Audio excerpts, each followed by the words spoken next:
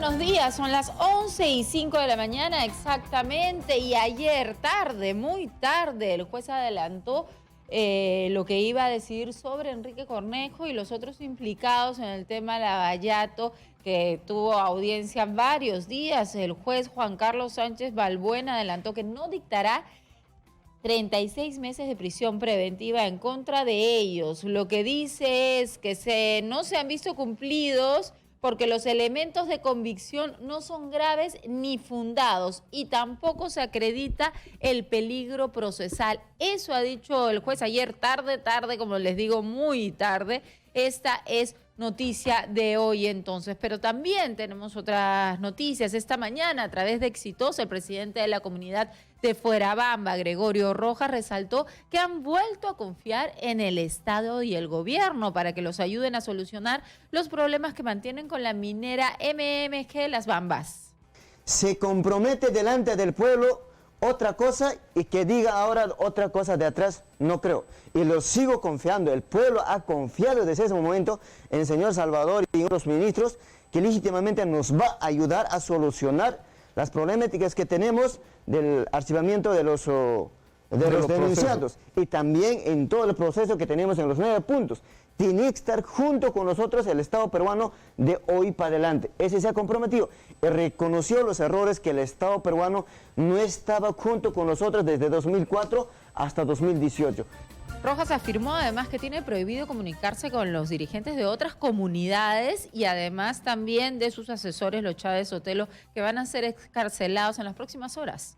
No somos delincuentes, no somos extorsionadores, no somos, como dicen, somos crimen organizado los chabelos.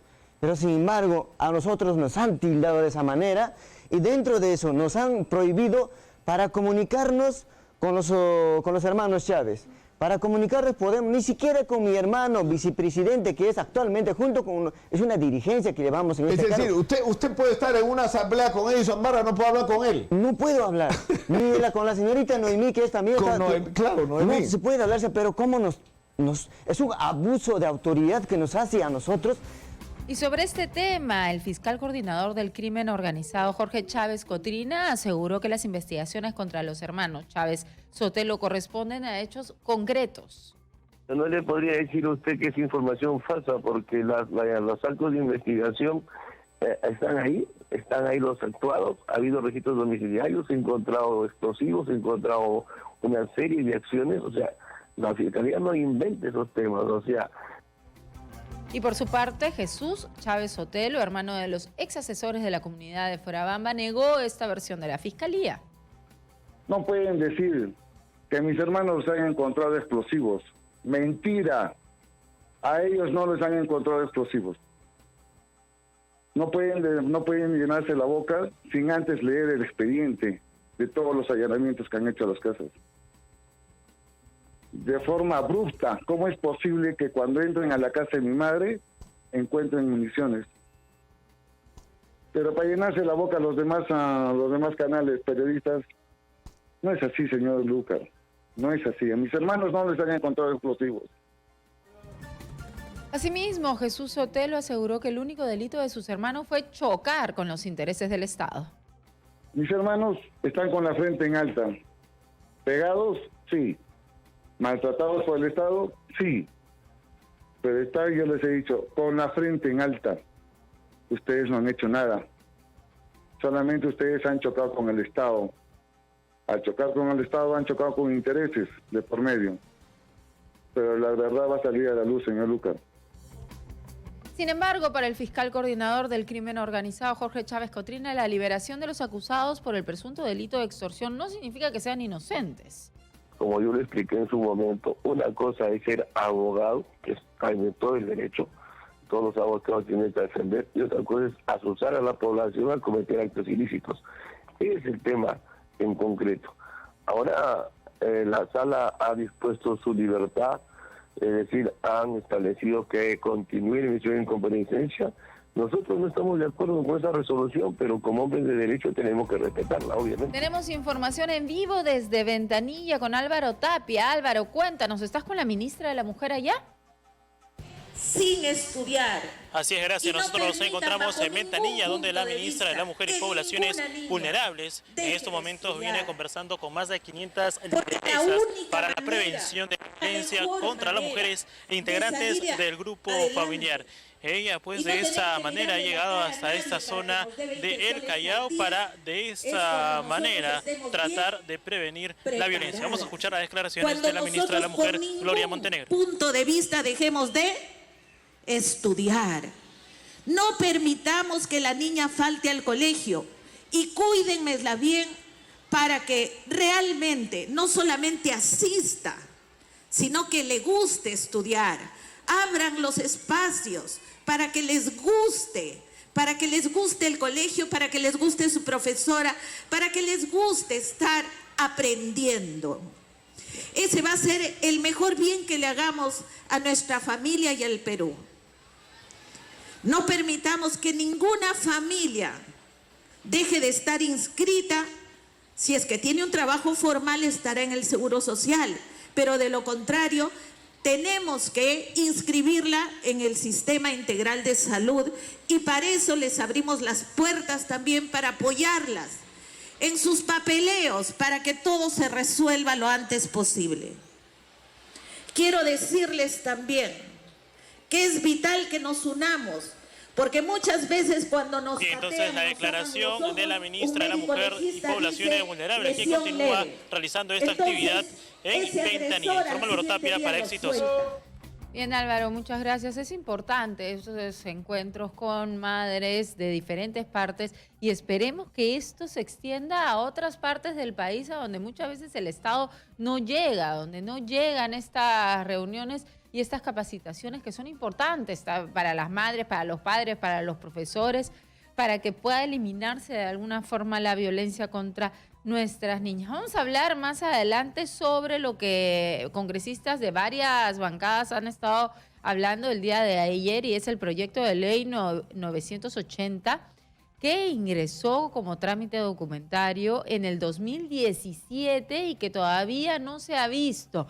Bueno, podemos imaginar por qué, porque este proyecto de ley habla de una reforma en la ley que ve el control de la inmunidad parlamentaria, ¿no? Entonces, de verdad, esto lo vamos a hablar más tarde porque no puede ser posible que un proyecto de ley que iba a ver algunos temas y con el que tal vez Edwin Donaire no estaría hoy, no se ha visto desde el 2017. Pero ahora tenemos que hablar sobre otro tema que vamos a hablarlo regresando de una pausa, sobre el aumento a los jubilados de la 19.990.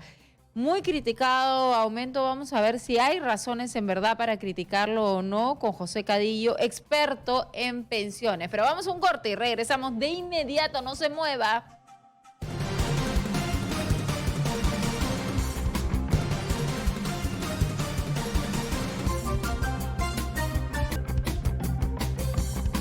Bien, son las 11:15 de la mañana y vamos a hablar de lo que a todos nos interesa en realidad, porque muchos tenemos algún familiar en la 19.990. Son más de 500.000 peruanos que reciben desde hace mucho tiempo, muchos de ellos, el mínimo de dinero, ¿no es cierto? Entonces estamos con José Cadillo, experto en pensiones. Bienvenido, gracias por estar conmigo hoy, sábado, levantarte temprano para venir. Y la idea es la siguiente.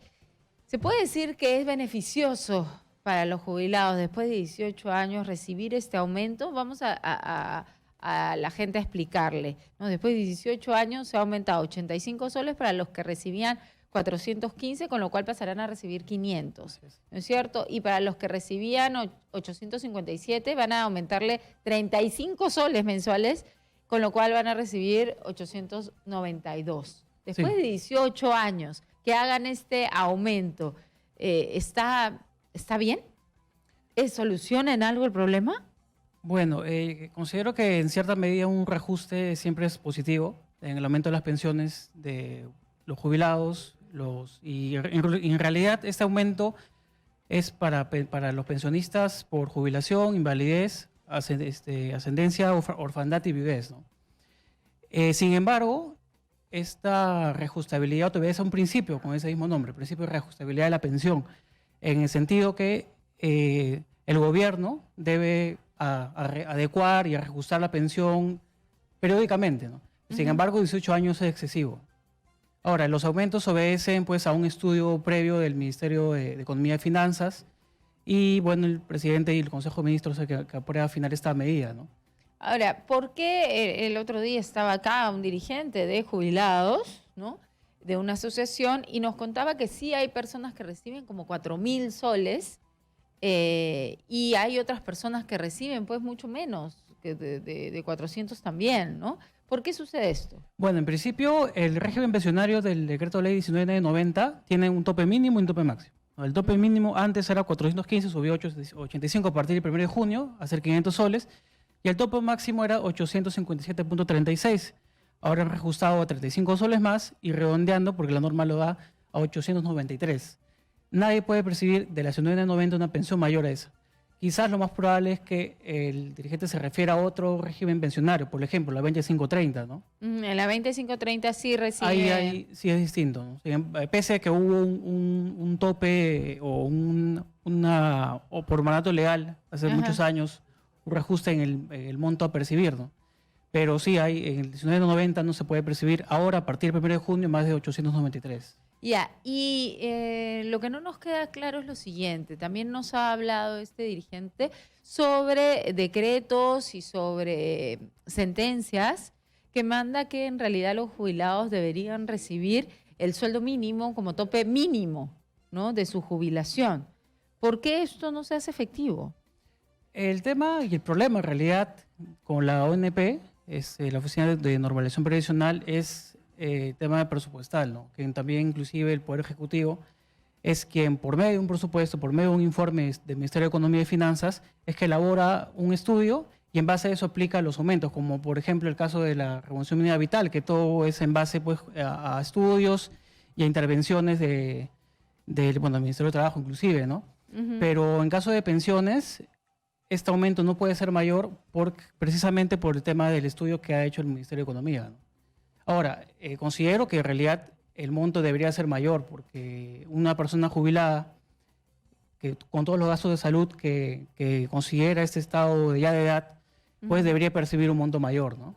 Pero, claro, pero ¿qué se hace si es que el Congreso, porque el dirigente nos enseñaba que el Congreso había sacado una ley que deberían de ellos recibir por lo menos uno, pero había sentencias incluso del Poder Judicial que un jubilado debería recibir más que de una remuneración básica, y no están recibiendo ni cercano a eso. Es lo ideal, un poco más de la mitad, nada más. Exacto, la revolución minera vital 930 considero que debería ahora, la punción ser mayor. El Estado simplemente puede no hacer caso a esta sentencia o no hacer caso a la ley y decir no me alcanza y punto.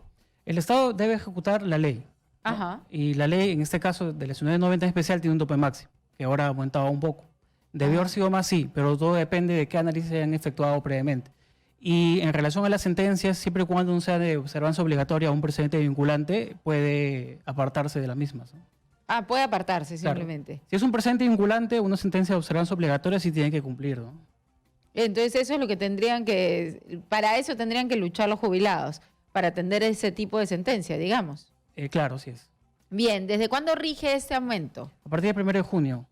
¿Ya? Es decir, a final de junio es que van a recibir este aumento. Sí, así es. Ya, y este aumento también como tú nos contabas, también se dan en los casos de pensiones de viudez, orfandad y ascendencia. El reajuste es de 35 soles, nada más, mensuales. Sí. Ya, perfecto. ¿Y tú crees que se podría hacer algo más para ayudar a los jubilados? Debería. ¿Cómo qué? Debería, considero yo, que el Estado, en este caso por medio del Ministerio de Economía, investigar o elaborar un informe más acertado, considero yo, para darle después un beneficio adicional o un monto mayor de pensión. ¿Qué beneficio adicional podría ser? Como, por ejemplo, acompañarlo de más beneficios en salud, por ejemplo, o en otro tipo de asistencia a nuestros adultos mayores? Claro, por ejemplo, en tema de salud, se descuenta el 4% para atención en salud. A diferencia de un trabajador de planilla que es 9%, los pensionistas o los jubilados tienen pues el 9%, el 4% de aporte, ¿no? Y se les atienden en salud. Inclusive deberían tener pues otro tipo de asistencias más acertadas en relación al sector salud, porque justamente personas, específicamente los jubilados, a la avanzada edad, pues tienen más problemas de salud, ¿no? Ahora, por ejemplo, todos sabemos la problemática que tienen salud. La demora en las citas, ciertos tipos de negligencia. Entonces considero que para los jubilados debería haber una especie, un trato diferenciado en relación a otros. Un servicio especial de salud. Exacto, sí. ¿Que existe en otros países para jubilados? No, pero el tema de salud en otros países es distinto, ¿no? Ajá. Al peruano, claro. Bien, muchísimas gracias por esta entrevista. Ya nos ha quedado un poco más claro el tema. Y bueno, y sí, después de 18 años, este aumento creo que no soluciona el problema de los jubilados y de los pensionistas en nuestro país, así sea solamente la de 19,990, ¿no? Exactamente. Bien, muchísimas gracias. Fue José Cadillo con nosotros sobre este tema y de lo que estábamos hablando. Justamente era del proyecto de ley 980 sobre la ley de reforma constitucional que modifica el artículo 93 de la Constitución Política del Perú sobre el régimen de la inmunidad parlamentaria. Sobre eso tenemos un enlace, ¿verdad, Kerly? Joseph Campos, abogado constitucionalista, está en línea. Doctor Campos, buenos días. Buenos días. Bienvenido. Gracias por estar con nosotros. Desde el 2017 este proyecto de ley está esperando que alguien en el Congreso se anime a ver este tema. Doctor. Lo que pasa es que probablemente no haya prosperado porque técnicamente está muy mal hecho. ¿Ya? ¿No? El problema está en que adolece de eficiencias, es redundante, es equívoco y confuso. Son las características de este proyecto. Entonces se tendría que hacer otro. Sí, porque repite lo que dice el artículo 99, o sea, un poco para que los oyentes un poco se pongan en el escenario. A un congresista o un alto funcionario como un ministro, presidente, etcétera, tienen, cuando cometen delitos en el ejercicio de la función, los supuestos contemplados en el artículo 99 y 100 de la Constitución. Cuando, en el estado actual de cosas, cuando comete un delito común, está el artículo 93, que es el levantamiento de fuero parlamentario, que es precisamente lo que se vio ayer con el congresista Donaire. Y para complementar la información, es que cuando comete delito fuera, o cuando no fue congresista, por ejemplo, como fue el caso del congresista Donaire, no le alcanza más que una sola inmunidad, que es la inmunidad de arresto. Porque de proceso no lo tiene, porque como lo ha cometido antes de ser congresista, no le alcanza la protección de la inmunidad de procesos. Entonces, cuando tenemos este asunto de delitos comunes, el artículo 93 de la Constitución, que es el proyecto que quiere reformar, cuando son delitos de función, que es a lo que se refiere, entre otras cosas, el segundo párrafo del proyecto que quiere modificar, está el artículo 99 y 100 de la Constitución. Entonces, cuando él trata de confundir supuestos con otros, va a cometer un error técnico, porque las normas constitucionales tendrían que derogar expresamente otras, ¿no? A través de un proceso de reforma constitucional y no derogaciones implícitas, porque el artículo 99 y 100 serviría todavía para otros altos funcionarios como es el presidente, el ministro, etcétera, ¿no? Ahora, pero doctor, una pregunta. En nuestra Constitución dice que cuando existe un caso como el de Donaire, en el que ha cometido, se le está procesando por un delito que no tiene nada que ver con su función de congresista y fue antes de que sea congresista.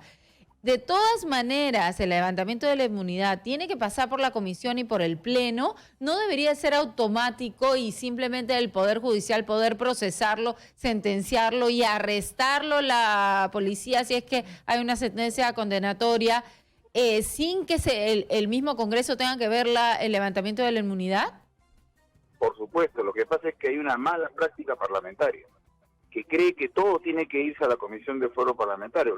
La Constitución claramente establece que estas prerrogativas, estas inmunidades, protegen al cargo, no al que tiene el cargo. Pero acá se establece una confusión de rol con personaje y tratan de protegerlo para evitar un cambio en la correlación de fuerzas. Ya, lo que yo no... objetivo, sí. La Constitución dice que solamente funciona estas inmunidades para el caso de los delitos de función cometidos en el ejercicio de la función y para los delitos comunes cuando hayan sido cometidos también durante la función. Cuando no se ha cometido, el proceso penal no debería en ningún caso interrumpirse o afectarse. Bien, entonces, ¿por qué hemos tenido que esperar tanto tiempo para que se le pueda capturar a Edwin Donaire, que hasta ahorita no sucede porque no ha habido, pero ¿por qué hemos tenido que esperar tanto tiempo? El Poder Judicial no debería de decir, oigan, señores congresistas, ustedes no tienen por qué meterse en esto porque esta no es su competencia. Se le captura porque se le ha sentenciado en un tema que no tiene nada que ver con ustedes. ¿No puede hacer eso el Poder Judicial?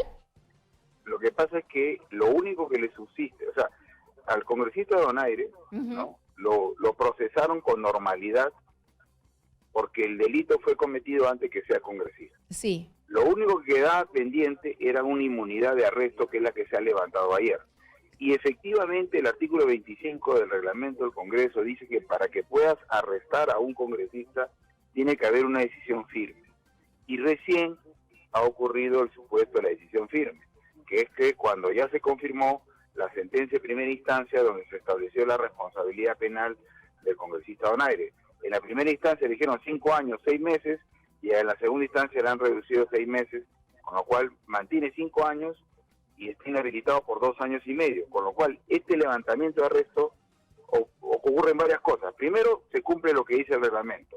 Segundo, le ponen un accesitario. Y tercero, materialmente es una vacancia, porque las condenas que a las cuales va a sufrir el congresista Donaire son mayores a lo que le queda de congresista, ¿no? Claro, pero entonces la inmunidad con respecto al arresto, ¿sí tiene que verse de todas maneras en la comisión?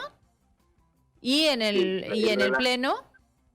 La inmunidad de arresto tiene que existir una sentencia firme, porque hasta antes de eso el procesado tiene la condición de presumido inocente. Bien. Como es inocente, tiene que mantenerse en el Congreso. Entonces tendríamos que tener un proyecto de ley que modifique eso, en realidad, para que no suceda nuevamente este tema. En realidad, vía interpretación, eso lo incluye, pero es que además ocurrió lo que ocurrió. Lo que pasa es que, claro, de repente la circunstancia del ocultamiento por parte del congresista que se ha ido y no se ha sometido a derecho, en realidad ocurrió lo que debió ocurrir. Recién lo sentenciaron de manera definitiva, recién se pidió al Congreso y el Congreso le ha levantado la inmunidad de arresto, con lo cual en este momento el congresista Donaire tiene una orden de captura vigente. Para ser exactos, lo que más bien ha ocurrido es que en otras circunstancias donde debieron haberle levantado la inmunidad para que lo procesen, lo que hace es a veces la práctica parlamentaria, la mala práctica, es llevarlo a esta bendita comisión de ética, ponerle una sanción entre comillas ética, lo suspenden hasta 4 meses y la gente se olvida, cuando de repente lo que estaba detrás de eso eran delitos. Esa es una mala práctica. Pero lo que ocurrió con el congresista Donaire técnicamente estaría en lo correcto. Bien, muchísimas gracias al doctor Joseph Campos por esta conversación y aclararnos un poco sobre este proyecto de ley que estaba un poco dormido, pues, ¿no? Ahí desde el 2017. Muchísimas gracias. Gracias, muchas gracias. Hasta luego. Hasta luego. Nos tenemos que ir a una pausa, son las 11:30 de la mañana, pero regresamos de inmediato. Estamos en Exitosa Perú y vamos a seguir con el tema esta vez de las AFP. Gracias.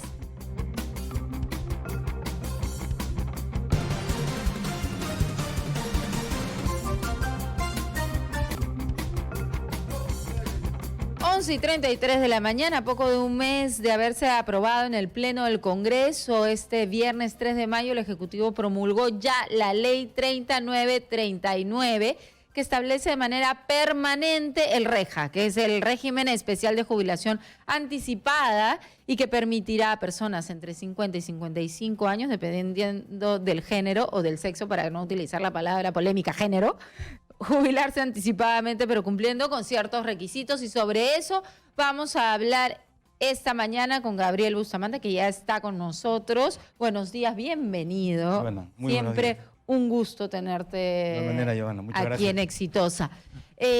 A ver, este REJA, ¿en verdad beneficia a los afiliados de las AFP o tiene por ahí letritas chiquitas que nos pone así contra la pared?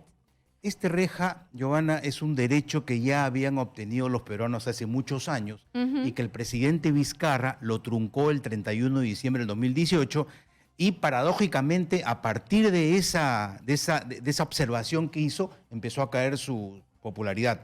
Chequeen estadísticamente y el reja origina que él empiece su declive.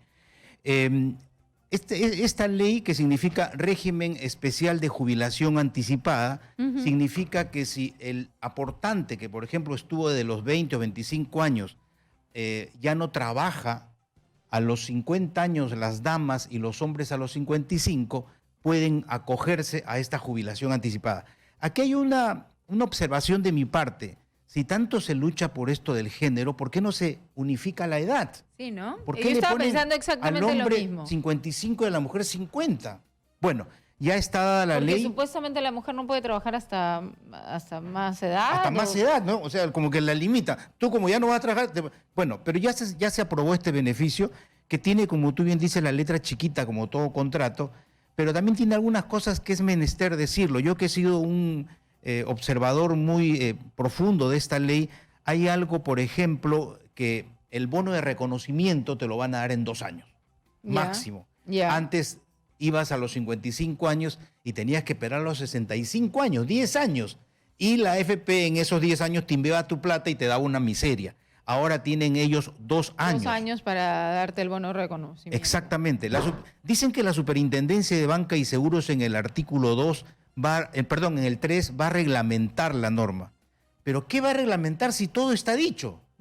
En concreto, hombre 55 años, mujer 50 años. Voy a poder ir y sacar mi plata. Correcto, ni 95.5%. Evidentemente han aumentado a los ingresos de 4ª categoría, o sea, los que cobran por recibos por honorarios, y les han puesto un tope, 29.400 soles. Hay que poner la cifra, no hay que poner 7 UITs porque marean a la gente. Ya, pero es claro, pero yo tengo que corroborar o demostrar que no tengo chamba. ¿Cuánto tiempo? 12 meses, un año. Ya, un año estoy sin trabajo, pero para demostrar que un año estoy sin trabajo no puedo emitir ningún tipo de factura o recibo hasta cierta cantidad. 29.400, que son 2.450 soles al mes.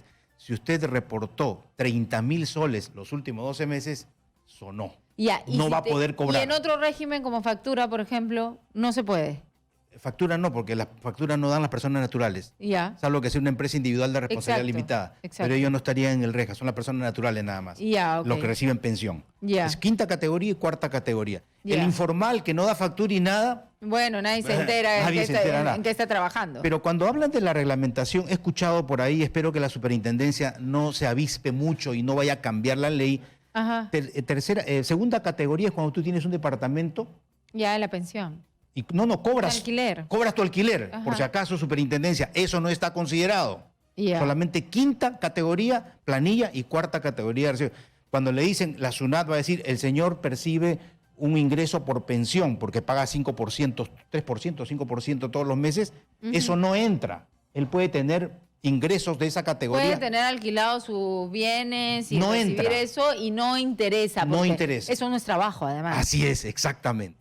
Entonces, 5ª categoría y 4ª hasta 29.400, no se olviden. Habían personas que decían, bueno, eso va a fomentar la informalidad, porque como yo quiero demostrarle a mi AFP que no tengo trabajo, entonces, y estoy cachueleándome por ahí, y me cachueleo bien, pero mejor no entrego recibo y no aparezco en nada, ¿no? Para que me den mi 95% cuando llegue a los 55 o a los 50. Lo que pasa es que a veces el trabajador peruano se ve obligado a hacer esto, así como las AFP aplican también sus trampitas, ¿no?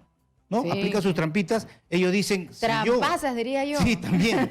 Si yo voy a esperar 10 años a cobrar mi 95.5%, bueno, pues durante un año diré que no recibo o recibo hasta esa cantidad. Pero es que así está la ley y así tiene que enmarcarse. Y otro de los temas es el 5.5%, Giovanna. O sea, te dan el 95, tienes 100.000 soles, te dan 95.500 soles. Ya. Con los 4.500 soles, ¿Qué queda? ya la AFP va a tener que darle al toque inmediatamente, en menos de 30 días, a Esalud, para que tú y tu esposo, el esposo y su esposa puedan atenderse. Pero, ¿Pueden atenderse por siempre? claro, por siempre. Buena pregunta. Ahí, señores del gobierno, han debido reglamentar. Si yo soy titular y tengo a mi esposa o conviviente y yo me muero, ya retiré mi 95.5%, la conviviente o la esposa ya no cobra, ya no se atiende en salud. ¿Y ahí ese dinero? Ese dinero ya lo retiré. No, el dinero que quedó ya se fue a ¿Se quedó? salud. ¿Sí? Eso, señores del gobierno, no sean abusivos, porque en el momento en que más necesita la viuda, necesita tener su atención. Ya se fue el esposo. Ya invirtieron su dinero, que es su dinero. No pueden dejarla desamparada. La están dejando desamparada actualmente. O desamparado, ¿no? Claro, ambos, ¿no? Claro. Puede ser conviviente, pero ojo, no necesariamente tienen que ser casados, no por la vía civil, sino una convivencia. O sea, los están dejando a los viudos sin salud, sin salud. A los viudos y a las viudas sin atenciones de salud. Eso tiene que corregirse. Y otra de las cosas, Giovanna, se está creando un consejo multipartidario.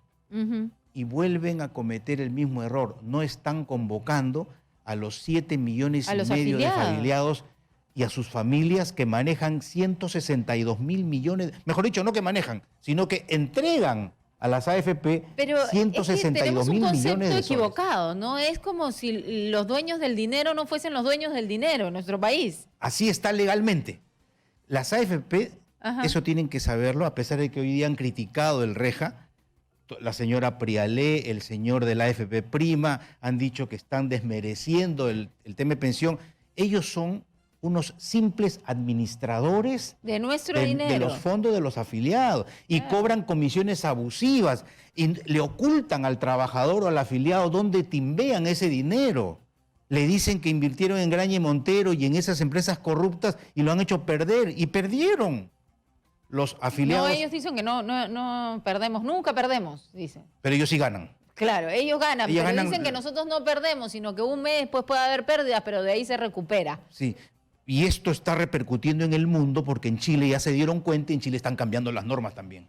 También. Así es. Ya, antes de hablar de ese tema, quiero hablar del JAO, que yo estaba preocupada por la jubilación anticipada ordinaria. Vamos a explicar primero qué es el JAO. El JAO es el sistema, es como el REJA, pero es como una jubilación anticipada donde antes no había límite de edad. Una persona de 35 años tenía que demostrar que su dinero estaba en la AFP, él ya no trabajaba y él quería retirar el dinero. Entonces le ponían una condición: para tú retirar tu dinero tienes que sustentar que el 40% de lo que tú vas a ganar es tu ingreso, de tu fondo es tu ingreso. Entonces algunas personas, sí, vivas, metían dinero para sustentar justamente ese 40%. Tenían 300.000 soles y metían 400.000, porque la AFP le dijo, tú para retirar necesitas 700.000, en el ejemplo, ¿no? Ellos se pedían 400.000 del banco, lo metían a los 700.000, sacaban, devolvían sus 400 y se quedaban con sus 300. Bueno, a eso ya le han puesto ahora un tope, ¿no? Ahí creo que también se desdibujaba, en efecto, porque un joven de 35 años joven, pues jubilarlo a esa edad me parece que es un poquito apresurado. Claro que él quería ganar más. Pero tú mismo has dicho que las AFP tienen comisiones exageradas. Los ingresos por comisión del año pasado han sido... Que en realidad no estamos ganando muchos afiliados, sino perdiendo con lo que están haciendo con nuestro dinero. Si yo a los 42 años que tengo, ¿no?, dejo de trabajar y quiero poner un negocio y mi plata está ahí encarcelada, secuestrada, y quiero sacarla para utilizar ese dinero para poner un negocio, o por último, no tengo seguro y de pronto me enfermo y quiero utilizar mi dinero, ¿no lo puedo hacer? Claro, tienes que esperar 8 años.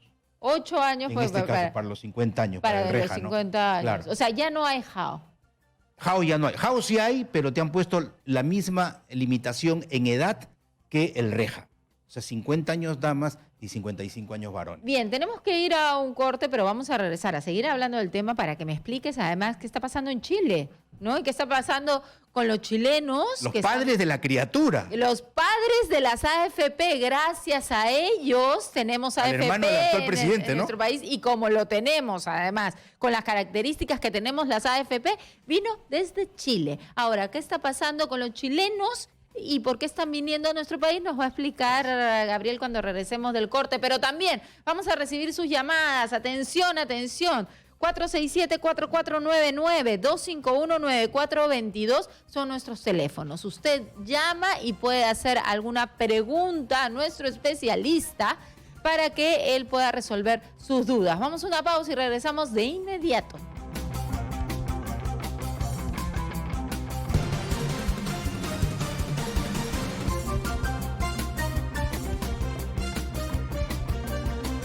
De la mañana, seguimos con el tema de las AFP y del Reja. Explícame, Gabriel, ¿qué está pasando con los chilenos? Así, al toque para recibir llamadas. Recuerden, vayan llamando 251-9422, 467-4499. Los teléfonos están en pantalla. Cuéntame. Existe un reciente convenio internacional binacional entre Chile y Perú, mediante el cual los aportantes o afiliados de la AFP de ambos países pueden trasladar sus fondos. Y en Chile, en la Cámara de Senadores, se están planteando que la ley del 95.5% se traslade a Chile. Porque están viniendo los chilenos a sacar acá su plata. ¿Por qué están haciendo eso? Porque están diciendo, esta ley, este convenio bilateral entre Perú y Chile, está permitiendo que ya 300 chilenos han venido al Perú. De 50 años, de 55 años han venido y han dicho... Y saquen su 95.5%, dejan $10.000 con una visa de residente y se llevan su plata, o como dicen acá, la dan a bancos peruanos que están dando el 8%. No son bancos, son cajas. Los bancos solamente dan 1 o 2%. Y se llevan su dinero o lo dejan acá. Esa ley, dicen ellos, si no la damos en Chile, va a permitir que todos los afiliados de las AFP chilenas, que ahorita atraviesan por problemas tremendos, mañana tienen una huelga en la calle, una movilización, van a venir a Perú, van a estabilizarse y van a sacar su AFP porque hay ese convenio internacional. O sea, en Chile están perdiendo chilenos por nuestra ley del Reja. Exactamente. Okay. Bien, tenemos ya una llamada. Muy buenos días. Buenos días, estoy llamando de Chimbote, soy el señor Pelayo. Señor Pelayo de Chimbote, cuéntenos cuál es su duda o comentario con respecto a las AFP. Tengo una inquietud y luego quiero un comentario especialista y quiero que conteste estas dos situaciones, por favor, no me vayan a cortar. Ya. La inquietud es, de manera genérica, la población está desinformada sobre este tema de pensiones. Entonces, ¿qué es lo más conveniente desde el punto de vista de una transparencia, ni tanto para la ONP ni tanto para la AFP? Por ejemplo, afiliarse a la ONP o a la AFP, y depende, escuché sobre todo, de qué edad tienes como trabajador, si eres joven, dependiendo, y de cuánto ganas. Ese es número uno. Y número dos, si es posible vía referéndum, modificar legislativamente un punto. ¿A qué me refiero? Las viudas, por ejemplo, los causantes, o sea, sus esposos que no gozaron de la pensión, qué sé yo, a los 3 meses, 2 meses que gozaron su pensión se murieron. ¿Por qué, digamos, esta injusticia de que ellas cobren la pensión más recortada inclusive de lo que estuvo, digamos, percibiendo como pensión su esposo que murió? Entonces deberían ellas, digamos, suceder con la misma pensión, yo creo, por un tema de justicia, a su esposo que ya murió, porque ellas, estas madres los atendieron en vida y a la familia sacaron adelante al esposo y a los hijos. Sí, muchas gracias, señor Pelayo. A ver, las dos de una vez las respondemos porque si no entran más llamadas y nos... Lo de la población desinformada es muy cierto, lo que dice el señor Pelayo. Y la ley de las AFP en los primeros artículos, Giovanna, ordena como de manera obligatoria que las AFP difundan todos los derechos para que la población no esté desinformada. Él pregunta, ¿ONP o AFP? Mi respuesta concreta es, si usted tiene 25, 20, 28 años, no se puede ir, pero ni loco, a la ONP, porque a ellos le piden 20 años como mínimo, y si usted empieza a los 20 años, va a aportar 45 años, el resto se va a ir al fondo y se va a jubilar con menos. Tiene que ser la AFP porque ahora le permiten retirar su 95.5%. Modificar con referéndum, bueno, las viudas de los afiliados o de los pensionistas en la ONP, en efecto, cobran solamente la mitad. Lo cual es completamente injusto. Lo de ahora que el gobierno ha salido a decir hemos aumentado de 415 a 450, ¿no? O sea, 2,70 soles diarios han aumentado. Sobre eso la viuda, cuando muere el titular, su esposo cobra solamente la mitad. En la AFP no, señor. En la AFP le dan el íntegro. La AFP no se puede quedar con ningún centavo. Si no hay viuda, a los familiares. Bien, tenemos otra llamada. Ya teníamos una llamada en línea. ¿Es cierto eso? Muy buenos días. Aló, buenos días. Señor, su nombre, por favor. Eugenio Vera. Eugenio. Mire, me voy a salir seguro un poquito del cuadro de la conversación que ustedes están haciendo. Uy, a ver, ¿por qué?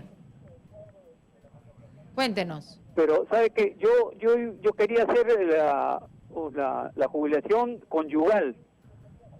¿Ya? Lo que desea saber es que tenemos que tener los dos la misma edad, o también es el variante de los 5 años. Ok, muchísimas gracias, señor Eugenio, por su duda. Sí, no, definitivamente los aportes son individuales. Cada uno maneja su SIC, cuenta individual de capitalización, y por tanto ambos deben hacer. Lo que sí les recomiendo, si su fondo es bonito... O sea, no existe una jubilación conyugal. No, bueno, no, cada uno se jubila. Pero Claro. yo sí le digo que si ustedes su fondo, por ejemplo, son 200.000 soles y no tienen vivienda, pidan el 25% de ese fondo para efecto de vivienda. El banco, la AFP no le va a dar en plata, pero sí lo va a trasladar a un banco donde usted negocie la compra de su departamento. Pero eso está permitido. Pero para esa norma tampoco es que se vea si es que uno tiene una cantidad, el otro tiene otra cantidad, juntos pueden llegar a Claro. los 200. ¿Así? No, así tenga uno 50 y el otro 100, de los 150 sacan el 25%. Ah, eso está muy bien. Sí. Bien, tenemos otra llamada. Muy buenos días. Sí, ¿cómo estás? Buenos días. Cuéntenos su nombre primero, por favor. Jorge. Jorge, ¿cuál es tu duda? Dime, yo he escuchado a varios abogados que ustedes están trayendo al emisor en diferentes programas. Ajá. Todos hablan de la jubilación adelantada, Ajá. pero nadie dice qué porcentaje es que cuando ellos se jubilen van a recibir. Si van a recibir un sueldo completo, si van a recibir el 40, 50 o 60%. Estamos hablando de las AFP. Exactamente, de las AFP. Ya. Eso, no saben cuánto, si a los 55 años yo me jubilo, cuánto de sueldo es lo que voy a recibir. Si voy a recibir el 100%, el 40%, el 50% o el 60%. Eso deben de hacer, porque si ustedes hablan de adelanto, la gente sabe que se puede adelantar a una jubilación en una AFP, pero después, ¿cuánto recibo? Si yo no tengo lo suficiente esto para que poderme esto, y no quiero sacar mi dinero y lo quiero dejar ahí para ver cuánto es lo que voy a recibir. Eso también deben de aclarar. Gracias. Bien, Jorge, te lo vamos a aclarar ahorita. Jorge, bien sencillo. La última información que usted recibió de su AFP dice SIC, cuenta individual de capitalización. Si usted tiene, por ejemplo, 100.000 soles, el lunes o cuando se reglamente esta norma, va y pide su reja y le van a dar a usted 95.500 soles en el ejemplo de 100.000. No le van a dar un sueldo, no le van a dar un porcentaje de su sueldo, no, le van a dar todo su dinero, por eso se llama reja. Y de ahí ya no va a recibir nada mensualmente. Nada. Exacto, y con el 4.5 le van a dar seguridad social a usted y a su esposa. Usted tiene, y está bien la pregunta, que emplear bien. Claro, su ese dinero. Ahora, no se lo puede farrear. Claro, ¿no? si usted no pide ese 95.5%. Se espera a los 65 años. Se espera a los 65 años y le van a dar, pero él dice, ¿cuánto me van a dar mensual? Depende de cuánto es su fondo. Depende de su importe, depende del fondo, claro. Pero lo recomendable es 95.5%, mi modesta opinión. ¿Por qué? Porque el promedio en los 25 años, 27 años de las AFP han dado entre 7 u 8% más la inflación. Usted se va a una caja y le va a dar 8 a 10% sin comisión. Los mismos chilenos han dicho. Entonces en mejor el Perú saque su dinero y vaya a hacer una caja. Pero administrelo bien. Ese dinero es su futuro. Claro. Bien, tenemos otra llamada. Muy buenos días. Buenos días. ¿Cómo está, señor? Echevarría. Bien. Una consulta rapidita. Sí. Para una persona que pasa los 50 años, Ya. aportando a una ONP, más o menos 20, ¿ONP? 25. Sí, ONP. ¿Hombre o mujer? Hombre. Ya. ¿Ya? ¿Tiene posibilidad aún de pasarse a una AFP? Ah, muy buena pregunta, señor Echevarría. Vamos a saber. Ahí también hay lo que se denomina el traspaso, puede ser ambos, pero yo le recomiendo que usted vaya a la AFP, no le van a cobrar nada, y dígale cuánto me tendrían que reconocer, lo que se llama el bono de reconocimiento, de todo lo que yo ahorré en la ONP, porque el gobierno ha puesto muchas trabas y muchos candados, ¿no? O sea, reconocen menos. Si tú tienes 100.000, te reconocen pues 15.000. ¿Por qué? Porque si no, Giovanna, todo el mundo de las ONP se pasarían a la AFP para recuperar el 95.5. Todos los que estén informados. Todos los que estén informados. Entonces, en este caso, usted consulte, señor Echevarría, y puede... ¿La AFP cuánto le va a reconocer de su fondo? La ONP. Ya. La ONP, ¿cuánto le va a pasar como bono de reconocimiento? Pero vale también decir que en la ONP también hay reja. Ya. En la ONP, en el estado de régimen especial, pero solicitan mínimo 30 años de aportes. Oh. Mínimo 30 años. Bien, ¿tenemos otra llamada? ¿Sí? Muy buenos días. Aló. Sí, Buenos señor, días. ¿cuál es su nombre? Carlos. Carlos, cuéntenos. Llamamos de Guaura.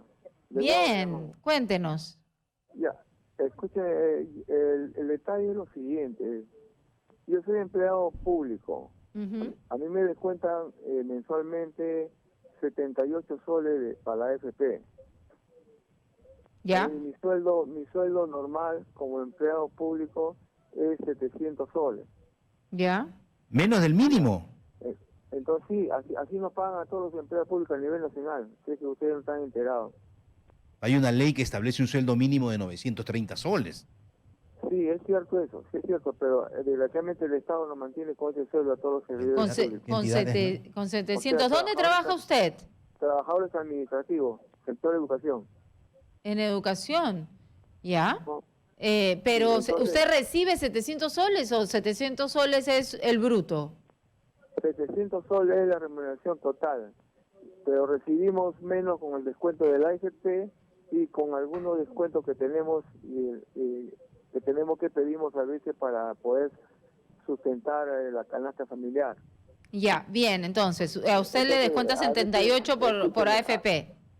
Ya, entonces mi sueldo líquido a veces saco 300 soles, 320, ya. Entonces, yo desde el año 2005 comencé a aportar a la AFP por un problema que suscitó en el régimen de Fujimori. Ya. Que comenzó a despedir personal administrativo a nivel nacional. Ya. Entonces nos sacaron a muchos, en educación nos sacaron a un promedio más de 300, 400 mil trabajadores a nivel nacional. Y después regresamos con la ley de pan y agua, regresamos a trabajar de nuevo a nuestros puestos de trabajo. Muchos murieron y otros pudieron seguir trabajando y algunos están jubilando. Ya. Mi pregunta es para el señor que está a su lado, que lo aprecio en la forma como él está entallando toda esta coyuntura y la respuesta, y a usted agradezco bastante por tener esa amabilidad y prestarnos esa opción de saber qué podemos hacer. Sí, pero ¿cuál es su duda? La pregunta es lo siguiente. No, el que le habla ya tiene 30 años de servicios en el sector de educación, pero cuando en el tiempo de Fujimori nos sacaron, nosotros aportamos a la ONP, o sea, la 19990. Ya, cuando hemos en ese entonces, algunos buscaron trabajo donde sea, y yo conseguí un trabajito y me salió un contrato. Y en ese contrato me obligaron a entrar a la AFP. La AFP. Sí. Ajá. Sí, me obligaron. Entonces, cuando yo regreso ya formalmente por la ley de pan y agua a mi trabajo, después de 8 años, entonces me comienzan a descontar AFP. Ajá. Entonces desde el 2005 hasta la actualidad ya oscila como un promedio de 5 y 8, 13 años, cada 13 años que estoy, a 15 años, Sí. póngale que estoy... Entonces, ahora usted, ¿qué tiene que hacer? Su pregunta. Claro. ¿Cuál es su edad, señor la Carlos? edad que tengo ahorita Sí. son 62 años. ¿62? 62 años de edad, sí, 62 años de edad. Bien, señor Carlos, vamos entonces a ver con el especialista qué es lo que usted tiene que hacer. La recomendación, Carlos, es que vaya mañana mismo o el día lunes a la AFP y pregunte cuál es su cuenta individual de capitalización y a cuánto asciende su bono de reconocimiento, porque él ha empezado desde hace mucho tiempo a aportar a la ONP y después lo que ocurre siempre, Giovanna, te cambiaban inconsultamente o te daban caramelitos, lapiceros, venía una chica muy guapa, firme acá usted, y ya estaba traspasada.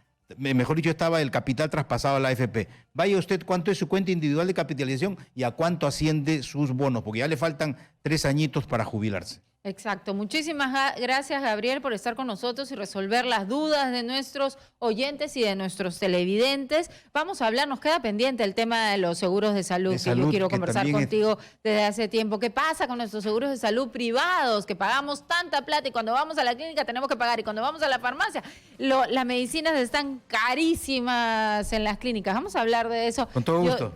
Yo te tengo ahí una pendiente con ese tema. Muchísimas gracias por estar con nosotros aquí en Exitosa Perú. Ya es mediodía. Yo los tengo que dejar hasta el día del lunes a las 11 de la mañana, que estoy en Exitosa TV con la verdad en Exitosa. Muchísimas gracias.